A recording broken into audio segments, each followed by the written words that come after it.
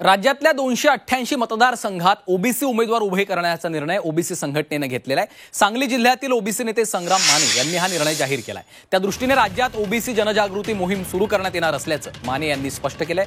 सोबतच ओबीसी समाजाच्या भूमिका घेणाऱ्या उमेदवारांनाच निवडून आणावं असं आवाहन देखील माने यांनी केलंय।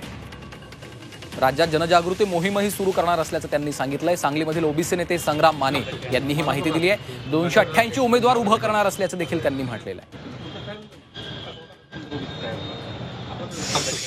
विधानसभेमध्ये 288 मतदारसंघामध्ये आम्ही ओबीसीचे उमेदवार देणार आहोत। ज्या ज्या मतदारसंघामध्ये ओबीसीचा सक्षम उमेदवार आहे, भले ते कुठल्याही पार्टी पक्षाचा का असे ना, त्याच्या मागे आम्ही ताकदीने उभा राहणार आहोत, असे आम्ही ह्या परीक्षेच्या निमित्ताने तुम्हाला आज ग्वाही देतो। तसंच सांगली लोकसभा मतदारसंघामध्ये ज्या ज्या विधानसभा मतदारसंघात ओबीसी समाजाचं प्रमाण जास्त आहे, त्या ठिकाणी कुठल्याही पार्टी पक्षातला माणूस का असेना, जो उभा राहिला असेल त्याच्या मागे आम्ही सक्षमपणे उभा राहणार आहोत।